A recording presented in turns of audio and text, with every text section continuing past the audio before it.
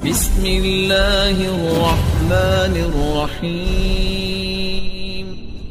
ایک حدیث میں کیا واقعہ آتا ہے کمال کہ ایک شخص تھا بنو اسرائیل کا اور اس کا نام تھا کفل. اتنا گناہ گار اس نے کوئی گناہ نہیں چھوڑا تھا. حتیٰ کہ ایک شخص آیا, حتیٰ کہ ایک عورت آئی اور اس میں مالدار تھا, اللہ نے مال دیا ہوا تھا, کہا کہ مجھے ضرورت ہے.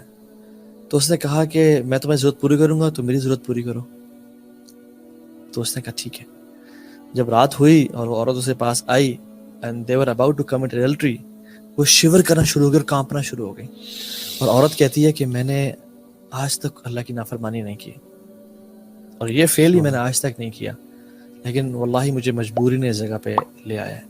اور وہ جب اس کی شیور دیکھی نا اور اس کا کانپنا اور تڑپنا دیکھا, تو اس نے کہا کہ اس عورت نے آج تک کوئی گناہ نہیں کیا اور اتنا رو رہی ہے, اتنا ڈر رہی ہے, اور میں جو سالوں سے گناہ کر رہا ہوں میرا کیا بنے گا. اس نے اس کو بال پکڑایا اور کہا یہ تیرا ہے, نکل جائے یہاں سے, اور مصلی بچھا لیا اور رونا شروع ہو گیا. اور اتنا رویا کہ یار اب آج سے میں کوئی گناہ نہیں کروں گا, میں توبہ کرتا ہوں. اینڈ سبحان اللہ, اللہ نے اسی رات اس کی موت لکھی ہوئی تھی. He passed away the same night. And you know what's the miracle happened? اگلے دن ایک تختی پہ اللہ تعالیٰ نے اس کے دروازے پہ لکھا ہوا تھا قد غفر اللہ الکفل, کہ اللہ نے کفل کو جان لو کہ اللہ نے اس کو معاف کر دیا. یعنی ایک گناہ گار جو ساری زندگی گناہ کرتا رہا ہے, لیکن توبہ کی اس نے, اللہ نے اس کو معاف کر دیا. ایک اور حدیث میں آتا ہے کہ ایک شخص اتنا گناہ گار تھا کہ پورے معاشرے کو معلوم تھا یہ گناہ گار ہے, اور یہ گناہوں سے ریپینٹ نہیں کر رہا. سب نے مل کے ڈیسائیڈ کیا کہ اس کو جلا وطن کر دو اور نکال دو یہاں سے. حتیٰ کہ اس کو نکال دیا, پروویژن چھین لی, سب کچھ کر دیا, نکل گیا اپنے, تمہاری وجہ سے یہ جو ہے نا ہمارا ماحول خراب ہو رہا ہے. وہ نکل گیا, جنگلوں میں چلا گیا, کچھ تھا نہیں اس کے پاس. الٹیمیٹلی بھوک پیاس ویکنیس نے اسٹرائک کیا اسے, اور وہ گر گیا. اور وہ کہتا ہے کہ یار اب لوگوں نے مجھے دربدر کر دیا, میرے پاس کوئی آپشن نہیں ہے, کوئی سہارا نہیں ہے, اب تو ہی ہے, اب میں کیا کروں. اور پھر کہتا ہے کہ یار اب اگر تو مجھے پتا ہوتا نا کہ توبہ کرنے سے یا معافی مانگنے سے آپ کی گریٹنس میں کمی آ جانی ہے, تو میں آپ سے کبھی معافی نہ مانگتا. لیکن مجھے معلوم ہے کہ تیری گریٹنس میں کبھی کمی نہیں آئے گی, چاہے تو مجھے توبہ, چاہے تو مجھے معاف کر دے یا نہ کرے.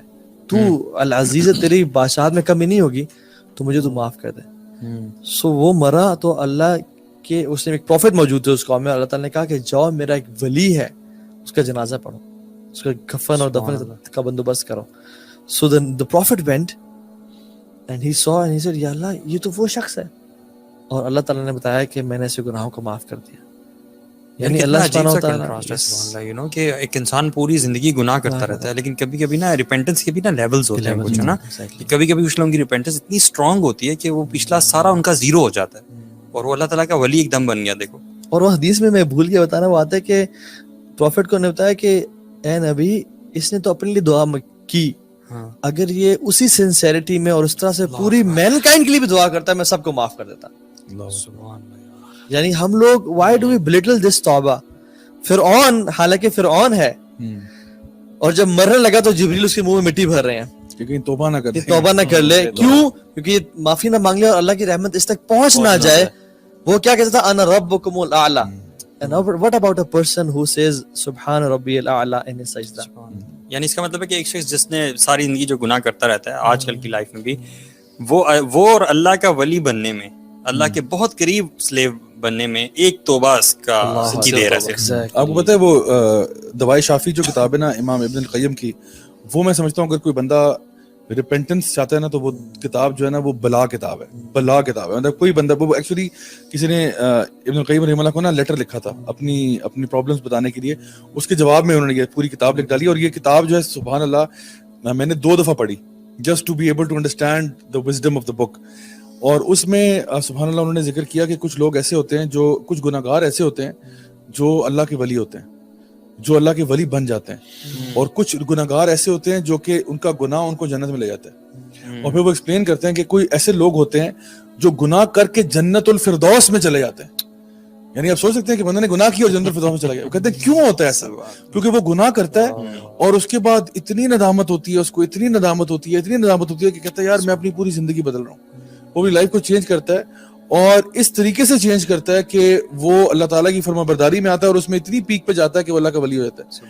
اور یہ میں اکثر اپنی ورک شاپس میں بھی ایگزامپل دیتا ہوں کہ جس طرح ڈفرنٹ قسم کے بال ہوتے ہیں نا, ایک کبھی آپ کا فٹ بال ہوتا ہے یا ٹینس بال ہوتا ہے یا باسکٹ بال ہوتا ہے, ہر کسی کی ایک باؤنسنگ کی کیپیسٹی ہوتی ہے, آپ اس کو ایک ہائٹ سے ڈراپ کرتے ہو ایک ہائٹ تک واپس آتا ہے. تو عام طور پہ ہوتا ہے کہ جب ہم لوگ کسی کا دل دکھاتے ہیں, کسی کو رانگ کرتے ہیں, تو لوگ معاف اتنے آرام سے نہیں کرتے. مطلب ہمارا جو ان کے ساتھ فار ایگزامپل ہسبینڈ وائف ہے نا, ہسبینڈ نے اگر وائف پہ چیٹ کیا, ٹھیک ہے, تو جب شادی ہوئی تھی تو دونوں ایک لیول پہ تھے, دونوں برابر تھے. اب ہسبینڈ نے وائف پہ چیٹ کیا تو ہسبینڈ نیچے گر گیا, ساری بات ہے. اب وہ کہہ رہا ہے آئی ایم سوری, تو وہ اس لیول تک, چلو اگر بیوی نے معاف بھی کر دیا, اول تو وہ معاف نہیں کرے گی, اگر معاف بھی کر دیتی ہے تو پھر بھی وہ اس لیول پہ نہیں واپس آئے گا جہاں پہ وہ پہلے تھا. ابھی بھی اس کے پتا ہوگا کہ بھائی ٹھیک ہے, I don't trust you like I used to before, ٹھیک ہے نا, وہ نیچے ہی رہے گا. ایک بندہ جب اللہ کی نافرمانی کرتا ہے, گناہ کرتا ہے, بڑے بڑے گناہ کرتا ہے, کبیرہ گناہ کرتا ہے, تو وہ بھی اب لیول سے نیچے گر جاتا ہے. حالانکہ اللہ تعالیٰ فرماتے ہیں وَلَقَدْ كَرَّمْنَا بَنِي آدم, بنی آدم کو تو بائی ڈیفالٹ اکرام کیا ہوا تھا, وہ اس نوبلٹی سے گرا ہے. اب وہ کہہ رہا ہے توبہ توبہ توبہ, تو وہ نہ صرف اس لیول پہ واپس آ سکتا ہے, اس سے اوپر بھی جا سکتا ہے. اور یہی ابن القیم رحمہ اللہ فرماتے ہیں کہ کچھ لوگوں کی توبہ اتنی سنسیئر ہوتی ہے, اتنے دل سے وہ توبہ کرتے ہیں, اور اتنی وہ ان کی لائف کو چینج کرنے والی توبہ ہوتی ہے کہ وہ اللہ کے ولی بن جاتے ہیں. اور یہ میں سمجھتا ہوں کہ ہمارے جو بھی ویورز لسنرز ہیں وہ اس چیز کو اپنے ساتھ نتھی کر لیں کہ یار اگر کبھی زندگی میں غلطی ہوئی ہے نا, یار ہم سب گناہ گار ہیں, ہم کون سے کوئی یعنی فرشتے پیدا ہوئے ہیں, ٹھیک ہے, ہم سے غلطیاں ہوئی ہیں, ہم جے ڈیز جن کو کہتے ہیں, دور جاہلیت گزرا ہے ہمارا. لیکن الحمدللہ اللہ کا بہت بہت کرم ہے کہ اللہ تعالیٰ نے اتنا عقل عطا فرمائی کہ بھائی چینج کرو اپنے آپ کو, اپنے ویز کو چینج کرو, اللہ سے توبہ کرو, اپنے ویز کو بدلو. اور جو شروع میں بات ہم نے کی تھی اس کو میں آخر سے اب ٹائی اپ کروں گا, کہ جو آپ نے کہا تھا نا کہ دعاؤں کا وسیلہ ہم لوگ بناتے ہیں اپنے اعمال کو. آپ کو پتہ ہے میں اکثر اپنی دعاؤں میں نا اپنے کچھ چیزوں کو وسیلہ بناتا ہوں کہ اللہ فلاں چیزیں نا کسی کا باپ بھی نہیں میرے سے چھڑوا سکا, اور میں نے کہیں چھوڑی صرف تیرے وجہ سے, ورنہ دیر از نو ادر وے.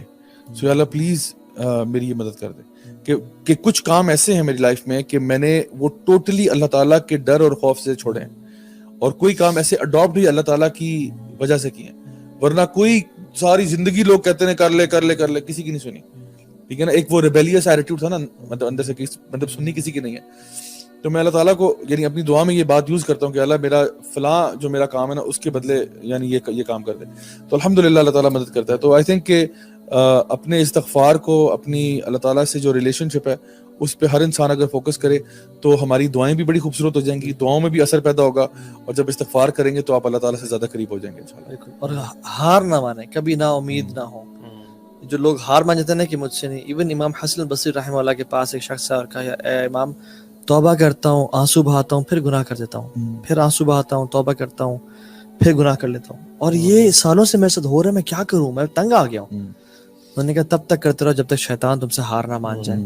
یعنی تم نے توبہ سے ہار نہیں مانی, شیطان جو ہے وہ تم سے ہار مان جائے گا. اور اللہ سبحانہ وتعالیٰ اگر ہم رحمت کو دیکھیں نا, اللہ یرید ان یتوب علیکم, اللہ چاہتے ہیں تمہیں معاف کر دیں. ما یفعل اللہ بعذابکم ان شکرتم وآمنتم, میں کیا کروں گا تمہیں عذاب دے گا اگر تم ایمان والے اور شکر والے بن جاؤ. حدیث میں آتا ہے التائب من الذنب کمن لا ذنب لہ, کمال کی حدیث ہے. توبہ, گناہ سے توبہ کرنے والا ایگزیکٹلی ایسا ہی ہے جیسے اس نے کبھی گناہ کیا ہی نہیں تھا, یعنی اٹ از ریمووڈ. اور حدیث میں ایک اور چیز ہے کہ 6 گھنٹے تک یعنی 6 ساعت تک لکھا نہیں جاتا اسے گناہ کہ میرا بندہ ریپینٹ کر لے اور توبہ کر لے. اور وہ جو مجھے تو سب سے جو فٹ حدیث لگتی ہے نا, وہی لگتی ہے کہ اللہ تعالیٰ کہتے ہیں یا ابن آدم لئن دعوتنی ورجوتنی, اے میرے بندے اگر تو مجھے پکارتا رہا, مجھے ہی پکارتا رہا, کسی اور پاس نہ گیا, اور مجھ سے امیدیں تو نے لگا کے بیٹھی, یعنی مجھ سے امیدیں لگایا کر. اللہ کو امیدیں لگانے میں بڑے پسند ہے, اللہ تعالیٰ کی نا دعا قبولیت پہ اور مغفرت پہ. تو میں تجھے معاف کرتا رہوں گا ولا ابالی, اور مجھے پرواہ بھی نہیں ہوگی تجھے معاف کرنے میں. اور پھر فرمایا کہ تو زمین سے لے کے آسمان تک گناہوں کو پائل اپ کر کے آ جا, بھر کے آ جا, اور میرے سامنے توبہ کر, تجھے میں تجھے معاف کر دوں گا ولا ابالی, مجھے پرواہ بھی نہیں ہوگی. اور پھر کہا کہ تم اس زمین کو, اس ارتھ کو فل کر لو گناہوں سے. یعنی ہمیں سے کون شخص ہے جو اس پوری زمین کو گناہوں سے بھر سکتا ہے, یا زمین کو آسمان تک بھر سکتا ہے؟ نو بڈی. اللہ تعالیٰ کہتے ہیں کہ لیکن سنسیئر توبہ کرنا اور میں تجھے معاف کر دوں گا ولا ابالی, اور مجھے پرواہ بھی نہیں ہوگی. سو میں نے اور آپ نے جو گناہ کیے, ہم سے جو غلطیوں کو تعین, واللہ دس از دا منتھ جہاں پہ اللہ کی رحمت ٹھاٹھے مار رہی ہیں اور اللہ سبحانہ وتعالیٰ توبہ قبول کر رہے ہیں. So true repentance is the one which is done right now, ٹھیک ہے, اینڈ ڈونٹ ڈیلے.